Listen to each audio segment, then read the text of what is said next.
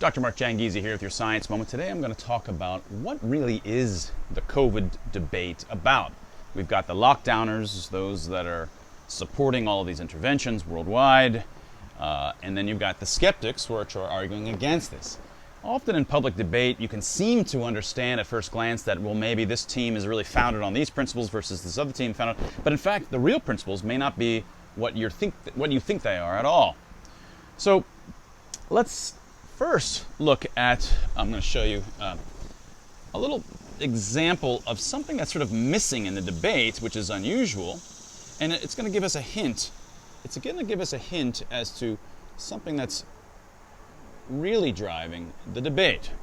So let me just, there's, in terms of the possibilities, in terms of the views that you can have on all of this, is that concerning the interventions, concerning them, well, you can believe that they work, they work, and they don't work. All right, that's one kind of view. And you can also just be for them and against them. You don't think that they should actually be implemented, or versus that you do. So one of the interesting things, just observing all of these possibilities, is that, well, first thing, one of these cases is not very interesting. Now, if you don't believe that they work, well, then you're not going to be for them, obviously. So if you really don't believe they work, then you're not going to be for them, you're going to be against them. So you're never going to have anybody in this category at all. And of course, you do find people in this category. Those are the folks that don't believe the interventions work, and they're accordingly against them. And anybody who believes the intervention doesn't work is, of course, going to end up over here. So there's people in this space, and there's a lot of people, of course, believe the interventions work, and masks work, they believe, social distancing works, lockdowns work, and of course they're for them. So you end up with people here and here. The strange thing that might motivate thinking along these lines is that where are the people in here? Amongst the people that think it works, that any given intervention works, well, the reasons that you think that an intervention works are based on science and epidemiology and just complex ranges of issues, from the physics of maths to the nature of viral errors. I mean, there's a whole suites of things that this belief that they work versus not work will determine that. And they're completely different than whether you should be for or against them, because these are moral, ethical issues and economic policy sorts of issues that are completely different. So you would imagine that the folks that believe that they work could be divided, not necessarily equally divided, but you'd find some folks over saying, look, yeah, they work, but I don't think you should do them as policy for ethical reasons or for severe side effects, maybe. It does, but you, in fact, don't find very many people here. Why are there so few people in this box? So now let's look at it again. I'm going to redraw it. And the way that we think that we understand the debate is that, again, about the interventions, there's those that believe they work and don't, and there's the belief that we should do them. Let's do them versus not do them, right? So now I think most of us, a very naive interpretation or first thought when you're thinking about this is that the lockdown versus skeptics camps are about this. So these are the lockdowners. These are the folks that believe that interventions work, and these are the skeptics who don't think that the interventions work. And this versus this versus this is the characteristic of the debate that we've been having for the last 1.5 years. Now, let me give you some reason to believe that that's not, in fact, the debate at all. Something I've argued in many earlier moments and on Twitter and elsewhere. But as we already mentioned, nobody is in this box, right? Because if you don't believe the interventions work, of course you're not going to believe that you should do them. So, so if you were a skeptic and you thought that they weren't, then of course you're going to end up here, which is where the skeptics end up. So that's not too surprising.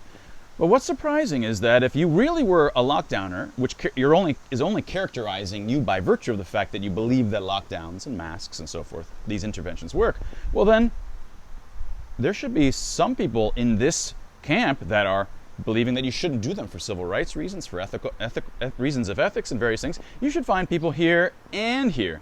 But in fact, you don't find anybody here. No one. Almost no one from the lockdown camp is here. And they are all here. All right?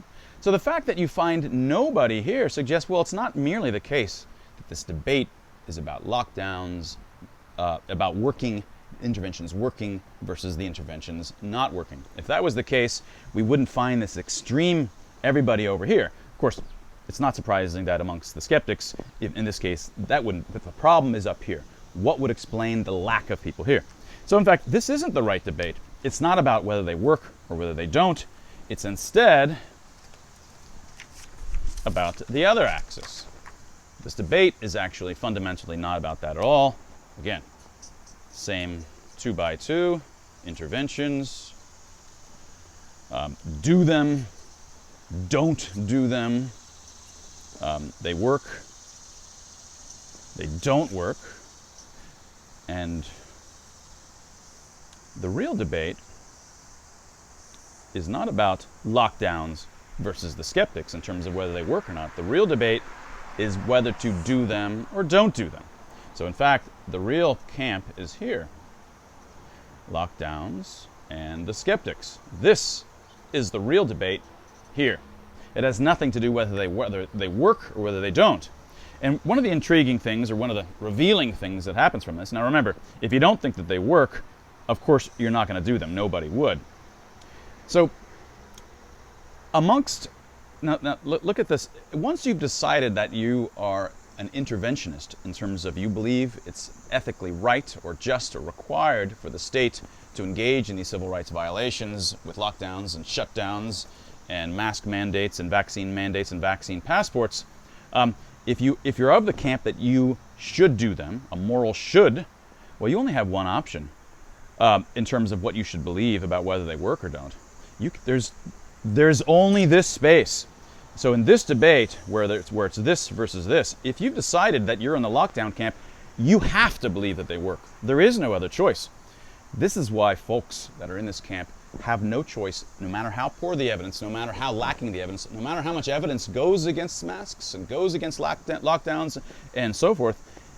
They believe that they work because they have no choice. They've bitten onto the view that lockdowns and masks and shutdowns are morally justified, and so in this space of possibilities, whether interventions work or not, they have no choice.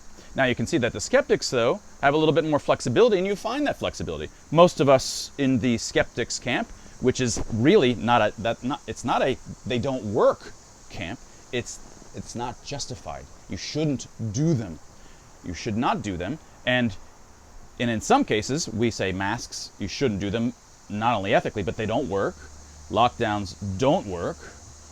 Shutdowns don't work, and so on. But in many of us think, yeah, vaccines work, or maybe they're being exaggerated, and their harms are being underreported, but they still do something. And there's some debates about that. Better air filtration, and things like that. That certainly works. Better air circulation. These things work as well. But we still think that you shouldn't be requiring necessarily these things and mandating them on the population. There are severe issues in terms of that. You find amongst the skeptics that you find both positions. Sometimes they work, sometimes they don't, but they're not allowed to be mandated. And you find amongst the lockdowners that they have no choice. They already believe this, and that requires them. They already believe that lockdowns and the other interventions have to be done. It's a moral ought, and it gives them no choice but to believe that they must work. This is why they're unable to move, and I'm unable to see any other possibility than that they work, and they're immune to counter-argument. And that was your science moment. Oh, actually, that was not your science moment. Let me say one more thing.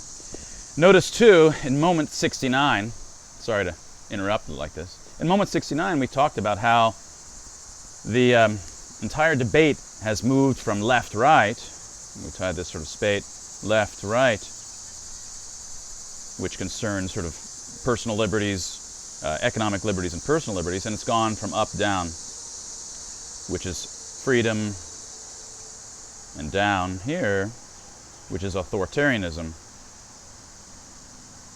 Well, this is exactly what we see here. The real viewpoints here, these are the civil rights. Those that are skeptics are ultimately, they believe in civil rights. They have differing opinions depending upon what we're talking about. It's whether they work or don't. but they're on the side of freedom. They're on the side of up, in this case. The lockdowners are on the side of down. They believe that civil rights do not stand in the way of engaging in these draconian policies. So again, this is another way of understanding how it became that now the debate is like this. And that is your science moment.